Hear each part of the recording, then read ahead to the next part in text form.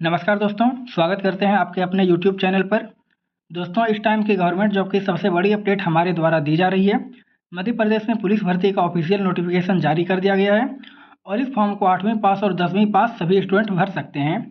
आप कहां से और कैसे इस फॉर्म को भरेंगे, इस बारे में मैं आपको पूरी जानकारी दूंगा, तो आप वीडियो को पूरा देखें। और अगर आपने अभी तक हमारे चैनल को सब्सक्राइब नहीं किया है तो सब्सक्राइब कर दें और सभी स्टूडेंट के साथ यह वीडियो शेयर भी कर दें ताकि उनके पास भी यह जानकारी पहुँच सके।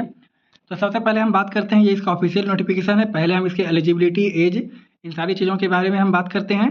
तो यहाँ पर देखिए, सबसे पहले जो ऑनलाइन आवेदन स्टार्ट हुआ था, यह 5 तारीख से स्टार्ट हो चुका है, 5 अप्रैल से, और फॉर्म भरने की लास्ट डेट 19 अप्रैल है।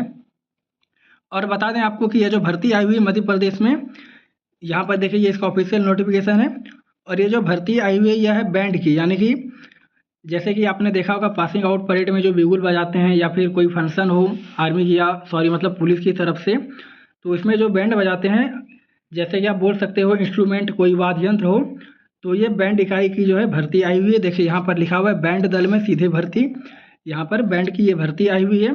और इसमें सबसे बड़ी बात ये है कि ये जो वैकेंसी आई हुई है ये सिर्फ मेल कैंडिडेट के लिए है। यहाँ पर देखिए ये लिखा हुआ है, इसमें कोई भी फीमेल कैंडिडेट अप्लाई नहीं कर सकते हैं। यहाँ पर देखिए ये चीज़ साफ साफ लिखा हुआ है, उक्त पदों के लिए महिला अभ्यर्थी पात्र नहीं होगी।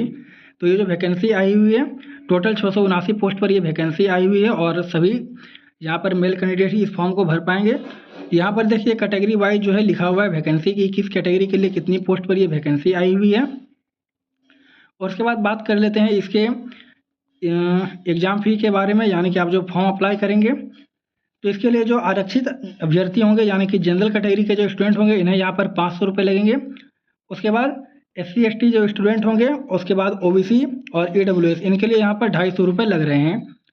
उसके बाद हम बात कर लेते हैं इसकी एज लिमिट के बारे में कि आप कब से कब तक इस फॉर्म को भर सकते हैं, आपकी उम्र क्या होनी चाहिए। तो यहाँ पर इसके बारे में भी देख लेते हैं। यहाँ पर देखिए ये आयु से रिलेटेड, एज से रिलेटेड यहाँ पर बताया गया है। ये यहाँ पर बताया गया है, कहाँ पर है, हाँ यहाँ पर देखिए, यहाँ पर एज लिमिट के बारे में बताया गया है। जो मध्य प्रदेश के आर्थिक रूप से कमजोर वर्ग होंगे, जो कि EWS कैटेगरी के स्टूडेंट हैं, वो मैक्सिमम 33 वर्ष तक इस फॉर्म को भर सकते हैं। और सबसे पहले हम देख लेते हैं यहाँ पर न्यूनतम आयु सीमा। तो न्यूनतम आयु सीमा सभी के स्टूडेंट के लिए यहाँ पर 18 वर्ष है और मैक्सिमम आयु सीमा यहाँ पर कैटेगरी वाइज मेंशन किया गया है। उसके बाद जो मध्य प्रदेश के जनरल स्टूडेंट होंगे, जनरल कैटेगरी के स्टूडेंट, वे भी यहाँ पर 33 साल तक फॉर्म भर सकते हैं।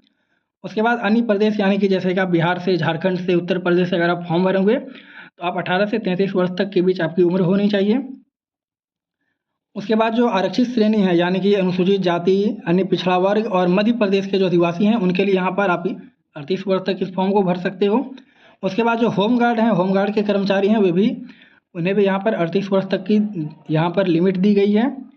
उसके बाद अगर वैसे भी कोई कैंडिडेट हैं जिन्होंने अंतर्जातीय विवाह किया है और वे मध्य प्रदेश के निवासी हैं, तो वे भी यहाँ पर 18 से 38 वर्ष तक फॉर्म भर सकते हैं। उसके बाद आरक्षित श्रेणी में, यानी कि जनरल कैटेगरी में, अगर आपने विक्रम पुरस्कार प्राप्त किया है, जो कि मध्य प्रदेश गवर्नमेंट द्वारा दिया जाता है, अगर आपने वो पुरस्कार प्राप्त किया है तो आपको 5 वर्ष की एक्स्ट्रा छूट मिलेगी, यानी कि 33 और 5 38 वर्ष तक। उसके बाद मध्य प्रदेश, वहाँ पर जो आरक्षित श्रेणी के विक्रम पुरस्कार प्राप्त करता है, वह यहाँ पर 43 साल तक इस फॉर्म को भर सकते हैं। तो ये जो बेसिक जानकारी थी, ये यहाँ पर मैंने आपको इसके बारे में बता दिया। उसके बाद यहाँ पर देखिए ये चीज़ भी यहाँ साफ साफ मेंशन किया गया है कि विक्रम पुरस्कार से सम्मानित अभ्यर्थियों के मामले में आयु में अधिकतम 5 वर्ष की छूट दी जाएगी। और वही चीज़ यहाँ पर देखिए लिखा हुआ है, 7 और 8 का जो कॉलम है, यहाँ पर ये चीज़ साफ साफ मेंशन किया गया है। उसके बाद यहाँ पर ये एज लिमिट के बारे में जो भी छूट है, इसके बारे में ये सारा चीज़ यहाँ पर ये मेंशन किया गया है, आप यहाँ पर इसे देख लीजिएगा। अब बात करते हैं कि इसका जो सिलेक्शन प्रोसेस है वो क्या होने वाला है। तो यहाँ पर भी इसके बारे में लिखा हुआ है, ये थोड़े नीचे आते हैं तो यहाँ पर देखिए भर्ती परीक्षा का जो योजना है, यहाँ पर ये मेंशन किया हुआ है कि आपका जो ये बैंड भर्ती प्रक्रिया है 3 चरणों में संपन्न होगी। पहले जो फेज है उसमें आपका स्किल टेस्ट होगा, फिर आपका सेकंड फेज में जो है बैंड वादन टेस्ट होगा, और तीसरे चरण में जो आपका साक्षात्कार होगा, यानी कि आपका जो डॉक्यूमेंट वेरिफिकेशन है, ये सारा चीज़ यहाँ पर होगा आपका। तो सबसे पहले बात करते हैं पहले फेज की। तो पहले फेज में यहाँ पर देखिए 2 सूची दिया हुआ है, सूची ए और सूची बी। तो आपको ये है कि सूची ए में से किसी एक वाद्य यंत्र को बजाने का ज्ञान होना चाहिए। तो सूची 1 में देख सकते हैं यहाँ पर 18 यहाँ पर इंस्ट्रूमेंट दिए हुए हैं, वाद्य यंत्र दिए हुए हैं, इनमें से आपको कोई एक बजाना आना चाहिए।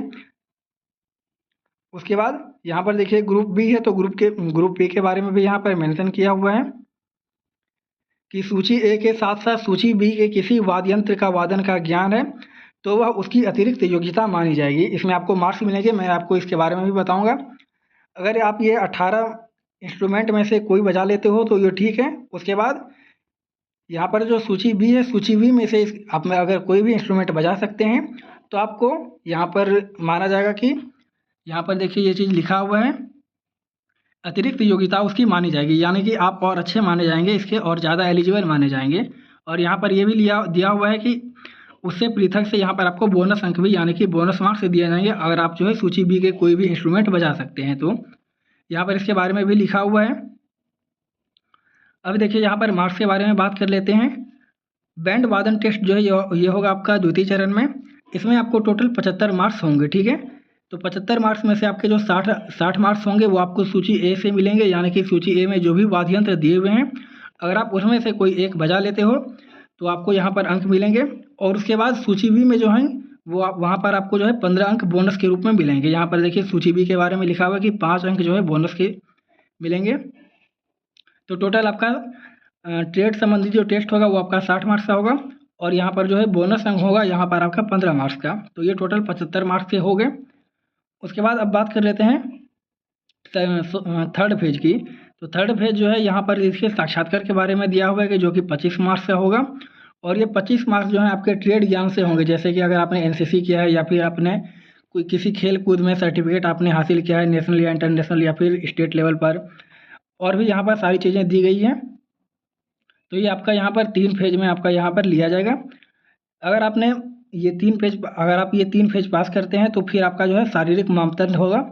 जैसे कि शारीरिक मापदंड जो है यहाँ पर है आरक्षक के लिए, उनके लिए यहाँ पर ऊंचाई दी हुई है। अगर आप सामान्य यानी कि जनरल और ईडब्ल्यूएस या फिर ओबीसी कैटेगरी के स्टूडेंट हैं तो आपकी हाइट जो है 168 सेंटीमीटर होनी चाहिए और सीना बिना फुलाए हुए 81 सेंटीमीटर और फुलाने के बाद 86 सेंटीमीटर, यानी कि 5 सेंटीमीटर जो है सीना आपको फुलाना होगा, चाहे आप किसी भी कैटेगरी से बिलोंग करते हो। उसके बाद अगर आप इसमें से कोई मराठा या फिर अनुसूचित जाति और अनुसूचित जनजाति के स्टूडेंट होंगे तो उनकी हाइट 165 सेंटीमीटर और 79 और 84 सेंटीमीटर छाती होनी चाहिए। उसके बाद गोरखा, गढ़वाली और कुमायूं कैटेगरी के जो स्टूडेंट होंगे उस क्षेत्र से जो बिलोंग करते हैं पुरुष, उनकी हाइट 158 सेंटीमीटर और फिर सीने की माप जो है वह 76 सेंटीमीटर और 81 सेंटीमीटर होनी चाहिए। यहाँ पर देखिए साफ साफ लिखा हुआ है कि कम से कम 5 सेंटीमीटर सीना फुलाना अनिवार्य होगा। साथ ही साथ शारीरिक मापदंड में किसी भी स्तर पर कोई छूट नहीं दी जाएगी, यानी कि ये जो यहाँ पर इंस्ट्रक्शन दिया हुआ है ये आपको पूरा करना है।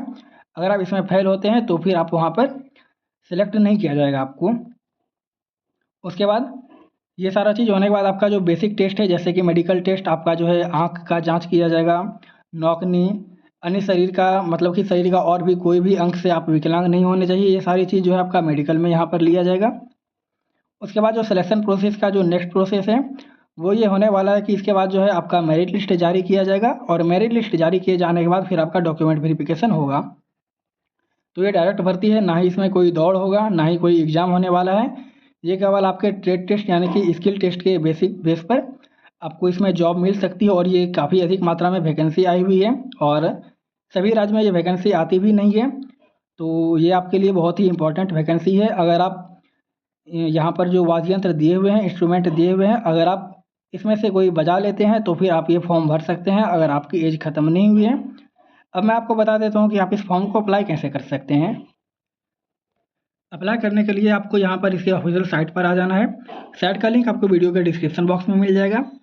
अगर आप यहाँ पर न्यू रजिस्ट्रेशन करना चाहते हैं तो आप यहाँ पर क्रिएट अकाउंट पर क्लिक करके आप अपना रजिस्ट्रेशन कर सकते हैं। और अगर आपने पहले से एमपी पुलिस के लिए रजिस्ट्रेशन किया है तो यहाँ पर आप अपना यूज़र नेम और पासवर्ड डाल के आप लॉगिन कर सकते हैं। उसके बाद आप इस फॉर्म को भर सकते हैं। तो चलिए हम आपको बता देते हैं रजिस्ट्रेशन की प्रक्रिया क्या है। आपको यहाँ पर क्लिक करना है। क्लिक करने के बाद आपको थोड़ा वेट करना होगा और जो यहाँ पर न्यू पेज ओपन होगा, इस न्यू पेज में आपको जो है अपना बेसिक डिटेल देना होगा, जैसे कि कैंडिडेट का जो नेम है, फर्स्ट नेम, लास्ट नेम, फिर आपका फादर्स नेम, मदर्स नेम, आपकी डेट ऑफ बर्थ, आपकी जेंडर, या ये तो ऐसे यहाँ पर मेल ही सिलेक्ट होगा क्योंकि ये वैकेंसी मेल कैंडिडेट के लिए भी आई हुई है। उसके बाद आपको अपना कैटेगरी सेलेक्ट कर लेना है। फिर आपका जो है मोबाइल नंबर, ईमेल आईडी, उसके बाद आपको जो है एक यूज़र नेम और पासवर्ड बना लेना है और यहाँ पर आपको री एंटर पासवर्ड करना है। तो फिर आप इसके लिए यहाँ पर जो है आपका रजिस्ट्रेशन कन्फर्म हो जाएगा। रजिस्ट्रेशन कन्फर्म होने के बाद आपको जो यूज़र नेम और पासवर्ड आपने बनाया होगा उसके थ्रू आप लॉगिन करके आप इस फॉर्म को भर सकते हैं। तो ये बैंड की जो भर्ती आई हुई थी पुलिस में, ये मैंने आपको इसके बारे में सारी जानकारी दे दी। अगर आपका भी कोई डाउट है तो आप कमेंट करके ज़रूर पूछ सकते हैं। बाकी इस वीडियो को ज़्यादा से ज़्यादा शेयर करें ताकि ऐसे कोई भी स्टूडेंट हैं अगर वो इस फॉर्म को भरना चाहते हैं तो उनके पास ये जानकारी जाए और वो भी इस फॉर्म को भर सकें। आज की वीडियो में बस इतना ही। आपसे मिलते हैं फिर अगली वीडियो में।